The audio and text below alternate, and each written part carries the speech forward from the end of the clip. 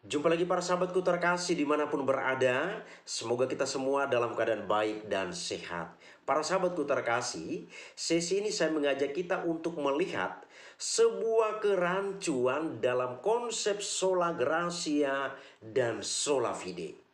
Nah, kenapa dua hal ini diangkat bersamaan? Karena kedua hal ini memiliki hubungan yang sangat erat dan dua-duanya ini bertentangan dengan perbuatan baik dari manusia. Maka ini secara bersamaan saya angkat. Kita lihat dulu konsep sola gratia dan sola fide. Nanti setelah itu saya akan memberikan beberapa komentar penting. Nah, para sahabatku terkasih, mari kita lihat yang pertama, yakni sola gratia. Keselamatan dari penghakiman dan kutukan Allah yang layak diterima setiap manusia karena kita adalah orang berdosa, adalah anugerah kasih dari Allah. Itu tidak ada hubungan dengan jasa manusia. Nah, kita lihat surat Rasul Paulus kepada jemaat di Roma bab 3 ayat 10 sampai dengan ayat 12. Tidak ada seorang pun yang benar, seorang pun tidak. Tidak ada yang mengerti, tidak ada seorang pun yang mencari Tuhan.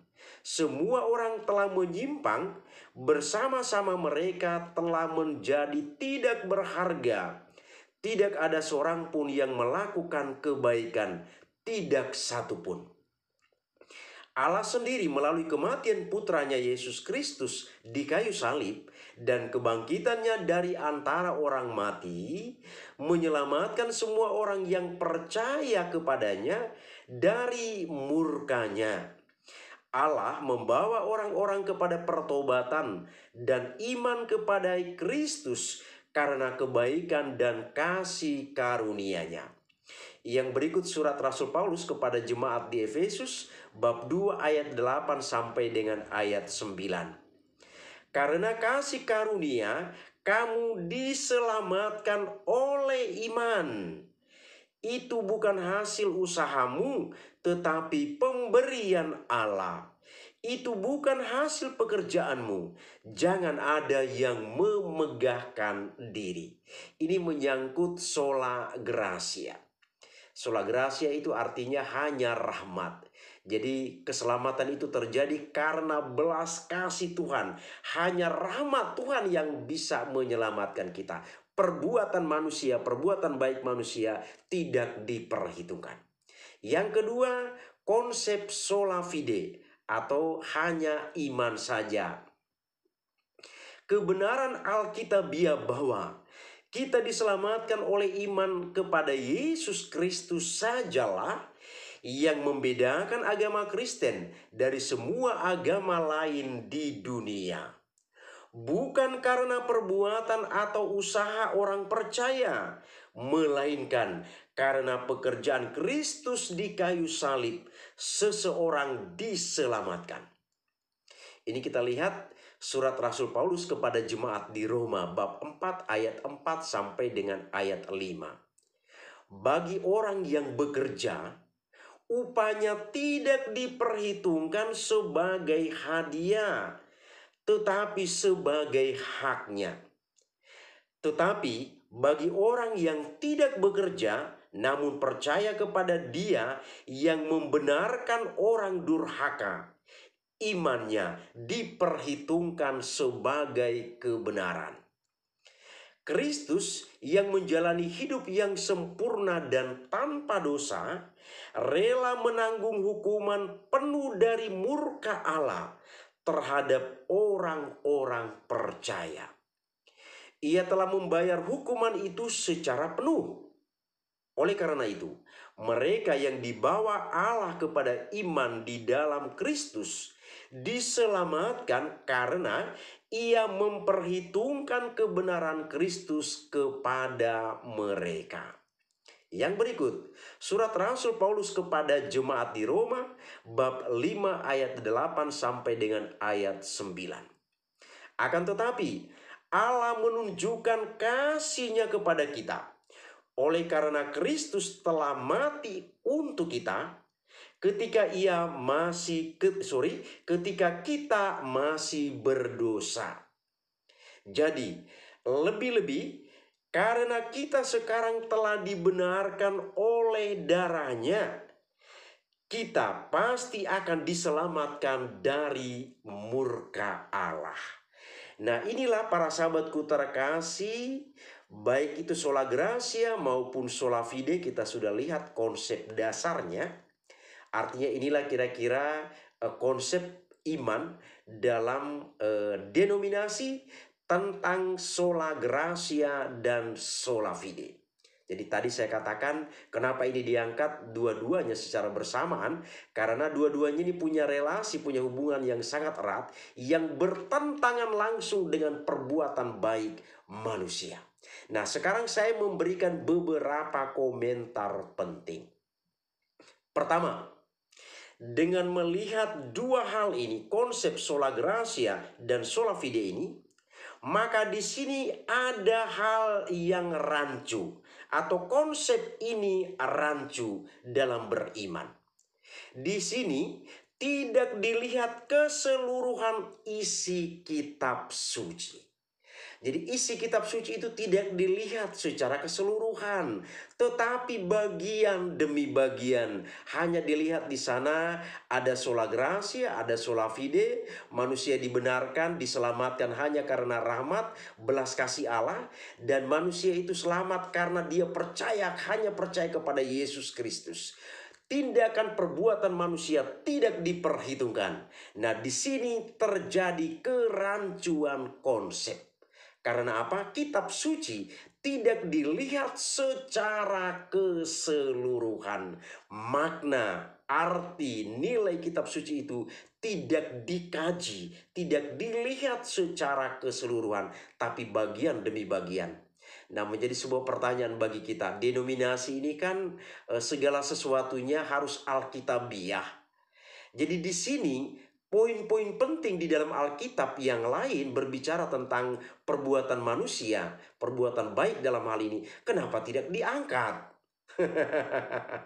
Maka di sini saya katakan terjadi kerancuan konsep dalam sola gratia dan sola fide. Kitab suci hanya dilihat bagian demi bagian dan bukan keseluruhan isi kitab suci.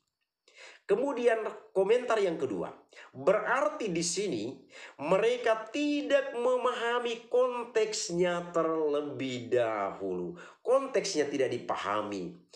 Perlu dilihat di sana mengapa Rasul Paulus berbicara demikian. Dalam situasi apa Rasul Paulus itu berbicara.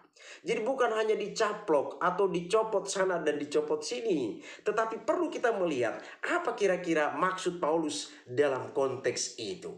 Nah, sama seperti saya pernah angkat di dalam konten sebelumnya, saya buat di sini. Saya mengutip Injil Matius bab 10 ayat 34. Bunyinya demikian. Jangan kamu menyangka bahwa aku datang untuk membawa damai di atas bumi. Aku datang bukan untuk membawa damai, melainkan pedang. Kalau kitab suci itu dilihat hanya bagian demi bagian, maka kita tidak akan mungkin memahami arti atau pesan kitab suci secara umum. Cobalah kalau kita hanya memahami satu ayat dari Injil Matius ini, yang Yesus mengatakan aku datang bukan membawa damai tapi membawa pedang. Ini bisa membawa kita kepada kerancuan beriman. Orang akan lari semua. Kita percaya kepada Yesus bahwa dia adalah Raja Damai. Tetapi di ayat ini Yesus justru berbicara demikian. Maka di sini kita itu tidak dengan serta-merta memahami ayat kitab suci ini. Kita harus memahami konteksnya terlebih dahulu.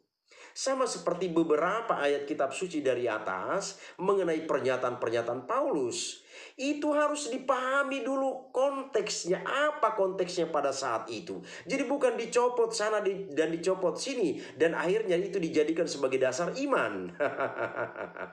Maka di sini mereka tidak melihat atau tidak memahami konteksnya terlebih dahulu. Maka gereja Katolik dalam memahami isi kitab suci itu selalu berangkat dari konteksnya. Karena dari konteksnya ini kita dapat menemukan apa yang dimaksudkan atau apa yang dimaksud oleh penulis kitab suci itu.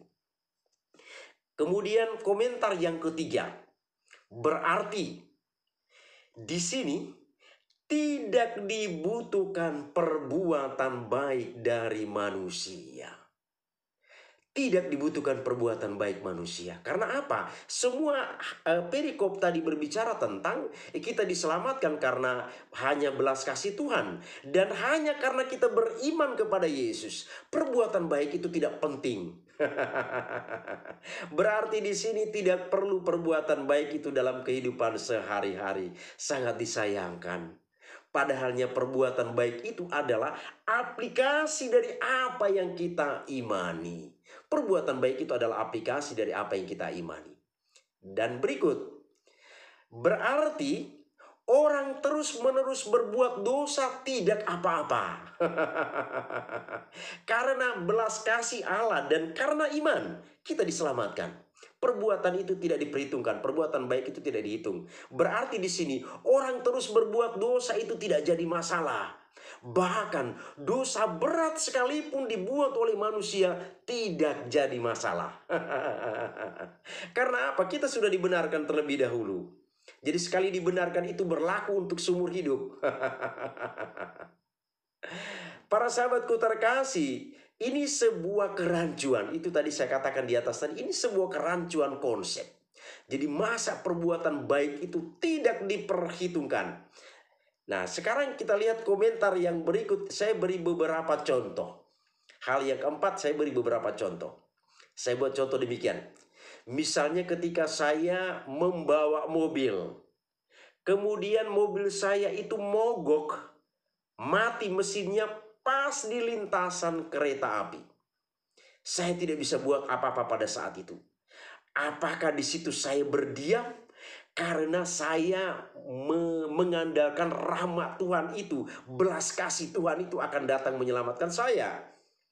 Dengan hanya beriman kepada Yesus, saya akan selamat dari situasi ini.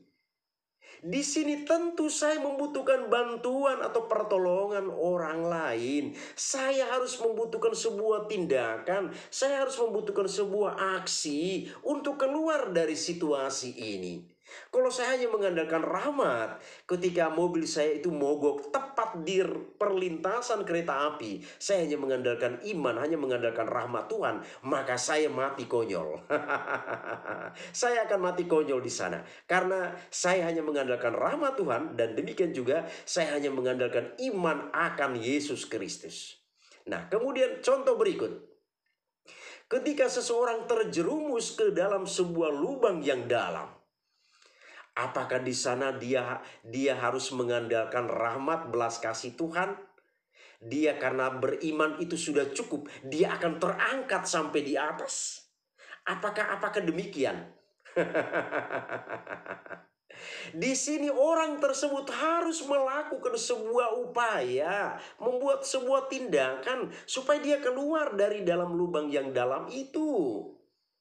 Bukan hanya di sana dia mengandalkan rahmat belas kasihan Tuhan, demikian juga iman itu. Saya beriman kepada Yesus, maka saya akan diangkat dari lubang ini. Tanpa melakukan aksi apa-apa, maka dia akan tetap berada di dalam lubang itu. Nah, kemudian berikutnya saya pertanyakan, hal yang kelima saya pertanyakan, lalu kemana perikop kitab suci yang lain yang berbicara tentang perbuatan baik manusia? Ini sudah saya angkat kemarin ketika saya bicara mengenai sola gratia.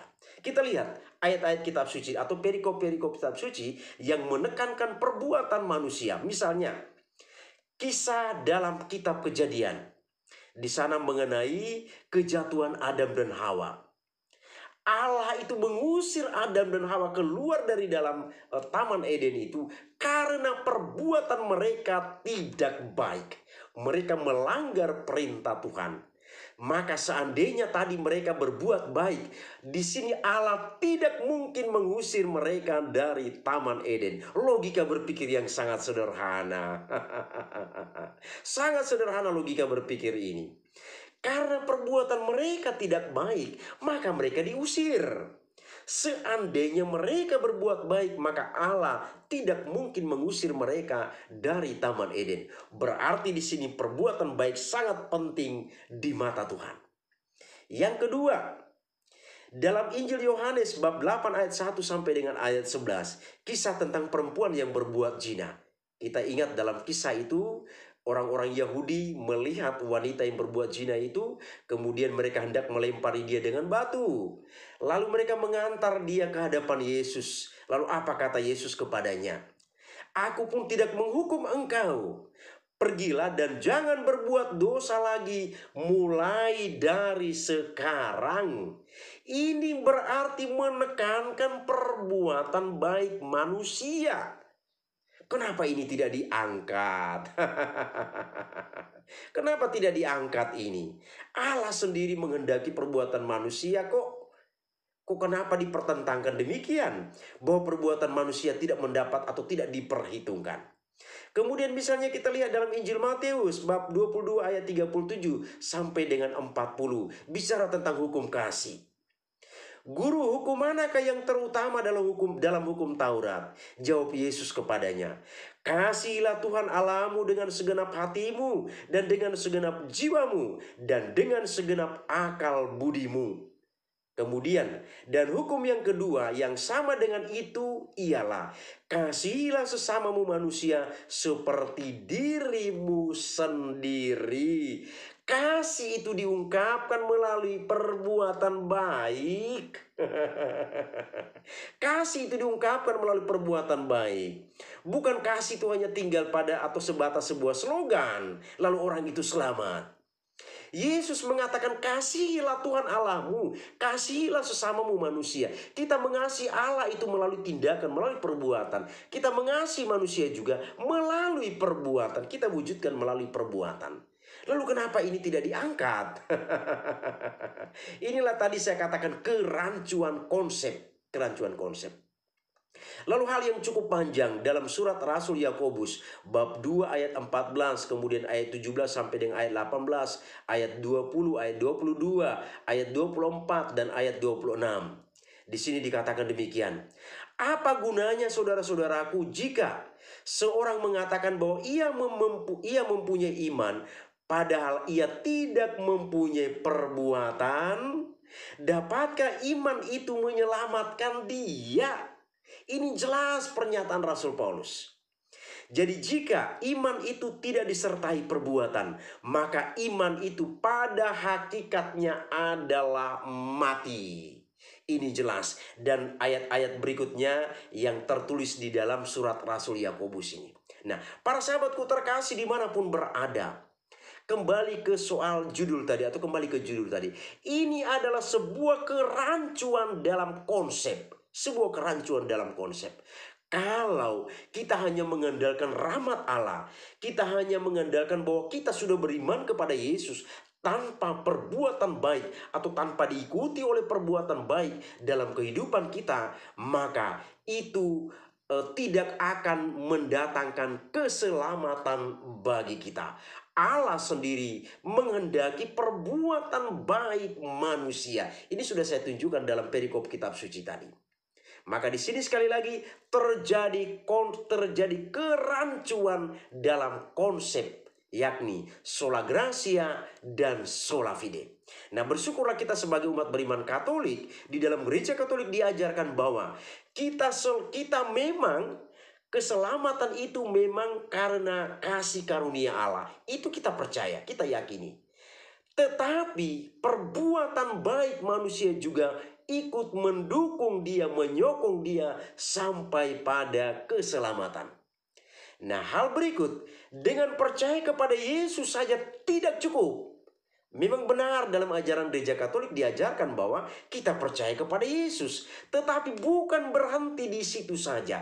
Percaya kepada Yesus juga harus diwujud nyatakan dalam tindakan perbuatan dalam kehidupan kita sehari-hari. Maka bersyukurlah kita sebagai umat beriman Katolik, kita memiliki ajaran yang begitu luar biasa. Demikianlah para sahabatku utara kasih, sebuah kerancuan dalam konsep sola gratia dan sola fide. Semoga ini bermanfaat bagi kita. Terima kasih, Tuhan memberkati.